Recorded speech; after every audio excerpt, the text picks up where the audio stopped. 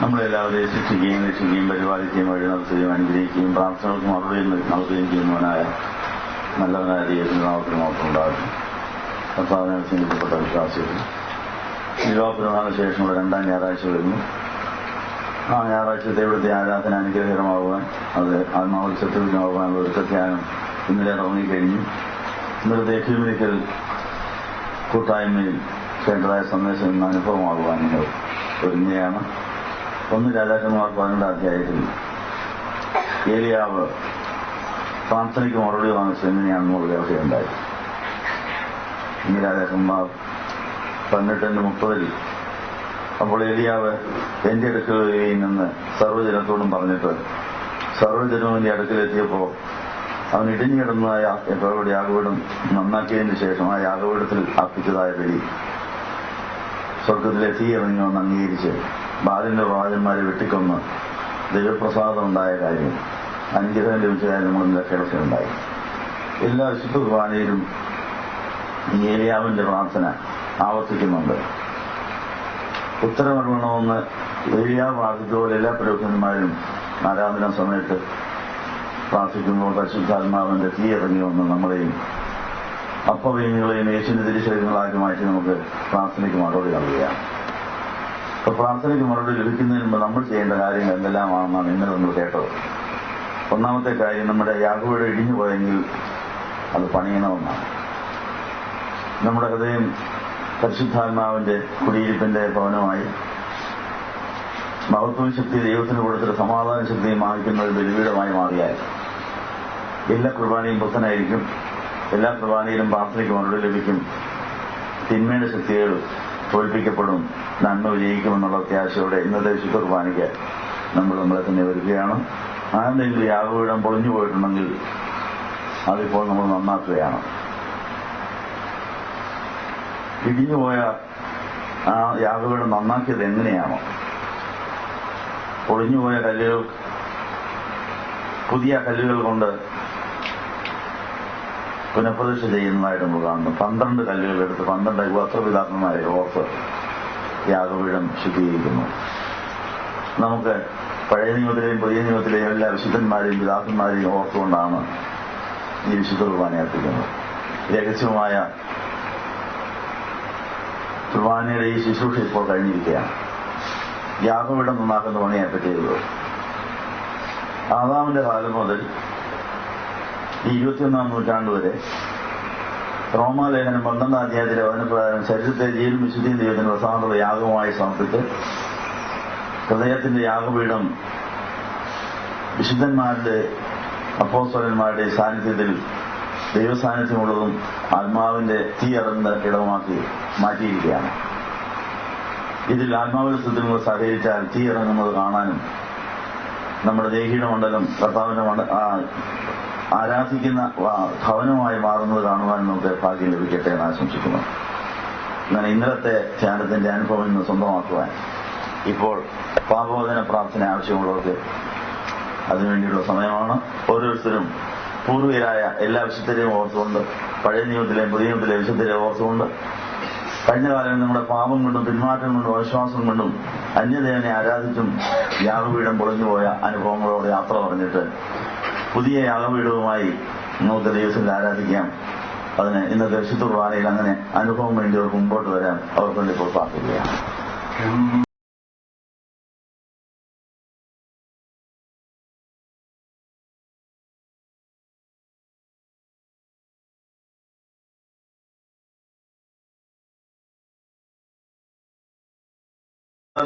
തിരിച്ചറിഞ്ഞ് അവിടെ ചുറ്റുമുള്ള എല്ലാ ഗ്രാമങ്ങളിലേക്കും ആളയച്ച് രോഗികളായ എല്ലാവരെയും അവന്റെ അടുക്കൽ വരുത്തി അവന്റെ ഉപായത്തിന്റെ അരികെങ്കിലും തൊടുവാൻ അവരെ അനുവദിക്കണമെന്ന് അവർ അപേക്ഷിച്ചു. തൊട്ടവരെല്ലാം സുഖം പ്രാപിക്കുകയും ചെയ്തു. ഇന്നലത്തെ നമ്മുടെ ഐക്യ കൂട്ടായ്മയിൽ നമ്മൾ പഠിച്ച വലിയൊരു സത്യം, യേശുവിന്റെ അടുക്കൽ വന്നവരെയൊക്കെ താൻ ഏറ്റെടുത്തു, അവരെ സ്വീകരിച്ചു, അവരെ ആശ്വസിപ്പിച്ചു എന്ന ഉള്ള വലിയ സത്യമാണ്. അപ്പൊ നമ്മുടെ രോഗം, പാപം, ശാപം, കടം, വ്യാകുലങ്ങൾ, സങ്കടങ്ങൾ ഇവയെല്ലാം ഏറ്റെടുത്ത് നമ്മളെ തന്റെ സ്വന്തമാക്കുന്ന യേശുവിന്റെ അടുത്ത് നമ്മൾ എത്തിയിരിക്കുന്നു. നൂറ്റാണ്ടുകൾക്ക് മുമ്പ് ആരംഭിച്ചതായ കർത്താവിന്റെ ആ വേല 21 നൂറ്റാണ്ടിലും സഭയിലൂടെ ഈ സമൂഹത്തിൽ ധ്യാനമന്ദിരങ്ങളിലൂടെ ആരാധന സ്ഥലങ്ങളിലൂടെ തുടരുകയാണ്. കർത്താവിന്റെ അടുത്ത് വന്ന ആ രോഗികളായ എല്ലാവരെയും കർത്താവ് സൗഖ്യമാക്കിയതുപോലെ നമുക്ക് സൗഖ്യമാക്കുന്ന അനുഭവം ആത്മാവിലൂടെ ദേഹിയിലൂടെ ശരീരത്തിലാണ് എത്തിച്ചേരുന്നത്. അതിന് തടസ്സമായി നിൽക്കുന്ന കാര്യം എന്താണെന്ന് ഇനി വായിക്കാൻ പോകുന്ന വേദഭാഗത്തുണ്ട്. അങ്ങനെ യേശു നമ്മൾ ഏറ്റെടുക്കാൻ തയ്യാറായിരിക്കുന്നു. ഏറ്റെടുത്ത് കഴിഞ്ഞു. പക്ഷെ നമുക്ക് അനുഭവം പൂർണ്ണമായോ? നമുക്ക് തരാനുള്ളതെല്ലാം കർത്താവ് തന്ന് സഭയിലൂടെ പരിശുദ്ധാത്മാവിലൂടെ പ്രവർത്തിച്ചുകൊണ്ടിരിക്കുന്നു. പക്ഷെ നമുക്കത് പൂർണ്ണമായി ലഭിക്കാത്തതോ കിട്ടിയത് പോകുന്നതിന്റെ കാരണം എന്താണെന്നറിയാൻ വിശുദ്ധ മത്തായിയുടെ സുവിശേഷം 14 അധ്യായത്തിന്റെ 34 മുതൽ 15 അധ്യായത്തിന്റെ 11 വരെ വായന തുടരുകയാണ്. അനന്തരം യെരൂശലേമിൽ നിന്ന് പരീശരും വേദപണ്ഡിതരും യേശുവിന്റെ അടുക്കൽ ചെന്ന്, നിന്റെ ശിഷ്യന്മാർ പൂർവികരുടെ പാരമ്പര്യങ്ങൾ ലംഘിച്ച് അപ്പം ഭക്ഷിക്കുമ്പോൾ കൈ കഴുകാതിരിക്കുന്നത് എന്തുകൊണ്ട് എന്ന് ചോദിച്ചു. യേശു ഉത്തരമായി പ്രകാരം പറഞ്ഞു, പാരമ്പര്യത്തിന്റെ പേരിൽ നിങ്ങളും ദൈവകൽപ്പനകൾ ലംഘിക്കുന്നത് എന്തുകൊണ്ട്? നിന്റെ പിതാവിനെയും മാതാവിനെയും ബഹുമാനിക്കണമെന്നും പിതാവിനെയോ മാതാവിനെയോ ദുഷിക്കുന്നവൻ വധിക്കപ്പെടണമെന്നും ദൈവം കൽപ്പിച്ചിരിക്കുന്നുവല്ലോ. എന്നാൽ നിങ്ങൾ ആരെങ്കിലും തന്റെ പിതാവിനോടോ മാതാവിനോടോ, എന്നിൽ നിന്ന് നിനക്ക് ലഭിക്കേണ്ടത് ഞാൻ ദൈവത്തിന് വഴിപാടായി അർപ്പിച്ചുപോയി എന്ന് പറഞ്ഞാൽ, പിന്നെ അവൻ അവരെ സംരക്ഷിക്കേണ്ടതില്ല എന്ന് പറഞ്ഞുകൊണ്ട് നിങ്ങളുടെ പാരമ്പര്യത്തിന്റെ പേരിൽ ദൈവവചനം നിരർത്ഥമാക്കുന്നു. കപടഭക്തരെ, നിങ്ങളെക്കുറിച്ച് ഈ ജനം അവരുടെ അധരങ്ങൾ കൊണ്ട് മാത്രമാണ് എന്നെ ബഹുമാനിക്കുന്നത്. അവിടെ ഹൃദയമോ എന്നിൽ നിന്ന് വളരെ അകന്നിരിക്കുന്നു. അവർ മാനുഷ്യ കൽപ്പനകളാകുന്ന ഉപദേശങ്ങൾ പഠിപ്പിച്ചുകൊണ്ട് വ്യർത്ഥമായി എന്നെ സേവിക്കുന്നുവെന്ന് യെശയ്യാ പ്രവാചകൻ പറഞ്ഞ വചനം എത്ര ശരിയായിരിക്കുന്നു. യേശു ജനത്തെ അടുക്കൽ വിളിച്ചു പറഞ്ഞു, നിങ്ങൾ കേട്ട് ഗ്രഹിച്ചുകൊള്ളുക. വായിലേക്ക് പ്രവേശിക്കുന്നതല്ല, വായിൽ നിന്ന് പുറപ്പെടുന്നത് അത്രേ മനുഷ്യനെ അശുദ്ധമാക്കുന്നത്. ആരാധനയ്ക്ക് വന്നിരിക്കുന്ന നമ്മുടെ ശരീരം ഇവിടെ എത്തിയിട്ടുണ്ട്. ഹൃദയം ഇവിടെ എത്തിയിട്ടുണ്ടോ? ഹൃദയം ഇവിടെ എത്തിയിട്ട് കർത്താവിനോട് അടുക്കുമോ? കർത്താവിനോട് പറ്റിച്ചേരുമോ? കർത്താവിനെ തൊടുമോ? ഇവിടെയാ പ്രശ്നം കിടക്കുന്നത്.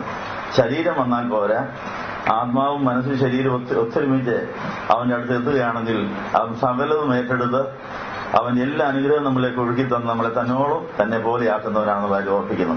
ദൈവത്തിൽ നമ്മുടെ ഹൃദയത്തെ അകത്തി കളഞ്ഞത് അശുദ്ധികൾ, പാപങ്ങൾ, ശാപങ്ങൾ മുതലായവയുടെ ഒരിക്കൽ കൂടെ യാത്ര പറവാൻ ഒരിക്കൽ കൂടെ പാപമോചന പ്രാർത്ഥന നടത്തുകയാണ്.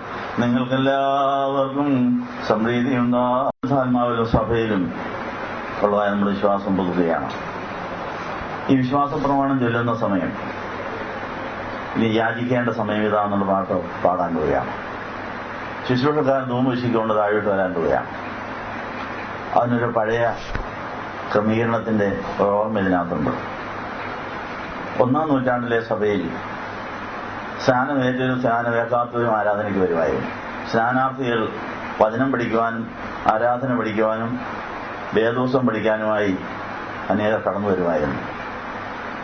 അവർക്ക് ഈ സമയം വരെ ആരാധനയെ സംബന്ധിക്കാമായിരുന്നു. എന്നാൽ ഈ വിശ്വാസപ്രമാണം ചൊല്ലിയതിന് ശേഷം സ്നാനമേറ്റവർക്ക് മാത്രമുള്ള ആരാധനയാണെന്നുള്ള ആരും ഓർപ്പിക്കണം. എല്ലാ പള്ളികളിലും ഈ പാരമ്പര്യം തുടരുന്നുണ്ട്. പക്ഷേ ഈ സങ്കേത ഭവനത്തിൽ അത് അക്ഷരാർത്ഥത്തിൽ ഇവിടെ നിവൃത്തിയാകുകയാണ്. ഇവിടെ സമീപ ഇടവകളിൽ നിന്ന് സ്ഥാനാർത്ഥികളെ പുരോഹിതന്മാർ പറഞ്ഞയക്കണം. 3 പേരെ എഴുത്തുമായിട്ട് ഇവിടേക്ക് അയച്ചിട്ടുണ്ട്. അവരിവിടെ ആരാധനയ്ക്ക് വരുന്നുണ്ട്. ബൈബിൾ ക്ലാസ് സംബന്ധിക്കുന്ന നോട്ട് എഴുതിയിട്ട് പഠിച്ചുകൊണ്ടിരിക്കുകയാണ്. അവിടെ പരിശീലനം പൂർത്തിയായി കഴിഞ്ഞ് അവർ സ്ഥാനമായിട്ട് സഭയോട് ചേരാൻ പോവുകയാണ്. അപ്പൊ സ്ഥാനാർത്ഥികൾക്ക് വേണ്ടിയുള്ള പരിശീലന കളരി എന്ന നിലയിൽ അവർക്കിപ്പം വരെ ഇവിടെ സംബന്ധിക്കാം. ഇനിയുള്ള സമയം അവർക്ക് താഴെയുള്ള ഷെഡിൽ പോയിരുന്നുകൊണ്ട് മൈക്കിൽ കൂടെ ഇവിടുത്തെ ആരാധന ശ്രദ്ധിക്കാം. കുഞ്ഞുങ്ങളെ കൊണ്ടുവന്നിട്ട് അവരെ കളിപ്പിക്കാം, അവരെ അവിടെ ഇരുത്താം, നോട്ട് എഴുതിയെടുത്ത് പഠിക്കേണ്ട കാര്യം പഠിക്കാം. അവസാനം ആഹാരം കഴിക്കേണ്ട സമയത്ത് ആഹാരം കഴിച്ചതിന് ശേഷം ഇന്ന് പഠിച്ച പാഠങ്ങളുമായി അവരെ മടങ്ങി വിടണമെന്നുള്ള കാര്യം ഓർപ്പിക്കുന്നു. ഈ കാര്യം ഓർപ്പിക്കാൻ വേണ്ടിയാണ് പുരോഹിതന്റെ അടുത്തുനിന്ന് അനുവാദം വാങ്ങിച്ചുകൊണ്ട് ഷമ്മാശനോ ഒരു ശുശ്രൂഷക്കാരനോ ധൂം വീശിക്കൊണ്ട് പടിഞ്ഞാട്ട് വരുന്നത്. ഈ സത്യവിശ്വാസം നിങ്ങൾ പൂർണ്ണമായി വിശ്വസിച്ച് പാപമോചന മാമോദീസ ഒരിക്കലേ ഉള്ളൂ. ആ ഒരിക്കലായിട്ട് വേണ്ടിയതായ മാമോദീസായ്ക്ക് ഒരുങ്ങുന്നവരാരെങ്കിലും ഉണ്ടെങ്കിൽ ഇതുവരെയുള്ള ഒരുക്കത്തിനും പഠിത്തത്തിനും വളരെ നന്ദി. നിങ്ങൾ താഴേക്ക് മാറിയിരുന്ന് ഒരുങ്ങിക്കോ. പക്ഷെ ഇനിയും മാമോദിസ ഏറ്റവർക്ക് വേണ്ടി മാത്രമുള്ള ശുശ്രൂഷയാണ് നമ്മൾ ഓർപ്പിക്കുന്ന കാര്യമാണ് ഓർപ്പിച്ചുകൊണ്ട് ഇപ്പോൾ യാചിക്കേണ്ട സമയം നൽകി. സ്ഥാനാർത്ഥികളായി വരുന്നവർക്ക് വേണ്ടി നിങ്ങൾ പ്രാർത്ഥിക്കണമെന്ന് ഓർപ്പിച്ചുകൊണ്ട് ഇപ്പോൾ എല്ലാവരുടെയും പാപശാപങ്ങൾ പരിഹാരം വരുത്തി പാപികളെ ഏറ്റെടുക്കുന്ന കർത്താവ് പാപ പരിഹാരം വരുത്തി തന്നോട് ചേർക്കുന്ന ആ വലിയ കൃപയ്ക്ക് നന്ദി പറഞ്ഞുകൊണ്ട് നമുക്ക് യാചിക്കാം. സഹോദരി സഹോദരങ്ങളെ, മാതാക്കളെ, ഗുരുക്കന്മാരെ ഞങ്ങളോട് ക്ഷമിക്കണം. ഈ കുർബാന അംഗീകരിക്കപ്പെടാൻ എല്ലാവരും ഞങ്ങൾക്ക് വേണ്ടിയും പ്രാർത്ഥിക്കണം. അംഗീകരിക്കണം. സ്ഥാനാർത്ഥികളായി വന്നവർക്ക് സ്ഥാനം എടുക്കുവാനുള്ള വെക്കുന്നവരെന്നതിന്റെ വിധവത്തിന് ശ്രമിക്കുന്നു. ഈ ലോകത്തുള്ള എല്ലാവരെയും എല്ലാ ജാതികളെയും കർത്താവിനോട് ചേർക്കുവാൻ തുടങ്ങുന്ന എല്ലാവരെയും ഏറ്റെടുക്കുന്നവനാണെന്ന് ഞങ്ങളെ കേൾപ്പിച്ചു. ജാതി മത സഭാ വ്യത്യാസമില്ലാതെ സകലരെയും തന്റെ സ്വന്തമാക്കുന്ന ആ ഏറ്റെടുക്കുന്ന സ്നേഹത്തിന് മുമ്പിൽ ഇതാ ഞങ്ങൾ തലകുനിക്കുന്നു. ഈ വലിയ സ്നേഹം ഞങ്ങൾക്കായി തുറന്നിട്ടിരിക്കുന്ന ദൈവപിതാവിന്റെ ആ വലിയ കൃപയ്ക്ക് ഞങ്ങൾ നന്ദി പറയുന്നു. കൃപായുഗം ചെയ്യുന്നതിന് മുമ്പ് ഈ കൃപായുഗത്തിൽ ഞങ്ങൾക്ക് ആർജിക്കാവുന്ന എല്ലാം ആർജിച്ച് ഞങ്ങൾ തലയായ ക്രിസ്തുവിനോളം വളരുന്ന ക്രിസ്തുവിനോ ആ തലയോട് ചേരുന്നവരെല്ലാം തീരുവാൻ ഞങ്ങളെ സഹായിക്കണമെന്ന് പ്രാർത്ഥിക്കുന്നു. ഞങ്ങളുടെ ആരാധന,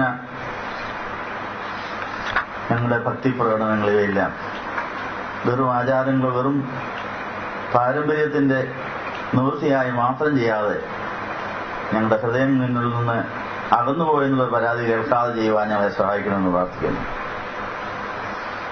ഈ ജനം അവരുടെ അധരങ്ങളോട് മാത്രമാണ് എന്നെ ബഹുമാനിക്കുന്നത്, അവരുടെ ഹൃദയം എന്നിൽ നിന്ന് അകന്നിരിക്കുന്നു. അവർ മാനുഷിക കൽപ്പനകളാകുന്ന നിർദ്ദേശങ്ങൾ പഠിപ്പിച്ചുകൊണ്ട് വ്യർത്ഥമായിട്ട് എന്നെ സേവിക്കുന്നുവെന്ന് കർത്താവിന്റെ ആ പരാതി ഞങ്ങൾ തീർത്തു തരുവാൻ ഞങ്ങളെ സഹായിക്കണം. ഞങ്ങളുടെ ഹൃദയത്തിൽ നിന്ന് അകന്നുപോയ എല്ലാ സംഭവങ്ങളെ ഓർത്ത് ഞങ്ങൾ ദുഃഖിക്കുന്നു. ഞങ്ങളെപ്പോഴും നിന്റെ ഹൃദയത്തോട് പറ്റിച്ചേർന്നിരുന്ന് നീ ഞങ്ങളിലും വസിച്ചിട്ട് അത്യന്തന്റെ മറവിൽ വസിക്കുന്നവർക്ക് വാഗ്ദത്തം ചെയ്ത ഒരു ബാധയും കൂടാതെ നടക്കാത്ത അവസ്ഥയിലേക്ക് വളരുവാൻ ഞങ്ങളെ സഹായിക്കണമെന്ന് പ്രാർത്ഥിക്കുന്നു. കർത്താവിന്റെ ആ കൃപായുഗത്തിൽ നീ ഞങ്ങൾ തന്നുകൊണ്ടിരിക്കുന്ന എല്ലാ അനുഗ്രഹങ്ങൾക്ക് നന്ദി പറയുന്നു. ഇനി വരാൻ പോകുന്ന ദിവസങ്ങളിലെ ആരാധനയും ഞങ്ങൾക്ക് അനുഗ്രഹമാക്കി തരണമേ. ഇന്ന് വന്നവർക്ക് നീ കൊടുത്ത അനുഗ്രഹങ്ങൾക്കായി സ്തോത്രം ചെയ്യുന്നു. ഞങ്ങളുടെ ഹൃദയമാകുന്ന യാഗപീഠത്തിൽ അവിടുന്ന് എഴുന്നള്ളിപ്പോൾ ഞങ്ങൾ കണ്ടതായ ആ തീ ഓർത്ത് ഞങ്ങൾ തന്നെ സ്തുതിക്കുന്നു. തീയുടെ അടയാളത്തോടുകൂടി നീ ഞങ്ങൾക്ക് പ്രാർത്ഥനയ്ക്ക് മറുപടി തരുന്നതിനാകെയാണ് നിന്നെ സ്തുതിക്കുന്നു. നന്മയും പൂർണ്ണതയും പ്രസാദവും ദൈവം തിരിച്ചറിയുവാൻ ഞങ്ങളുടെ ഹൃദയക്കണ്ണുകളെ തുറന്നിട്ട് ഞങ്ങളുടെ ഹൃദയക്കണ്ണുകളുകൊണ്ട് നിന്റെ സാന്നിധ്യത്തെ നീലക്കല്ലിൽ വടുത്ത പോലെ ആ തളം പോലെ ഇസ്രായേൽ മൂപ്പന്മാർ ആ സീനായ് മലയിൽ കണ്ടതുപോലെ ഞങ്ങൾക്ക് ആരാധന സ്ഥലത്ത് അങ്ങനെ നീല നിറത്തിലുള്ള പ്രകാശമായി നിന്നെ കണ്ടവരെ ഓർത്ത് ഞങ്ങൾ നിന്നെ സ്തുതിക്കുന്നു. തീയുടെ നിറത്തിലുള്ളതായ പ്രകാശം കണ്ടവരെ ഓർത്ത് തന്നെ സ്തുതിക്കുന്നു.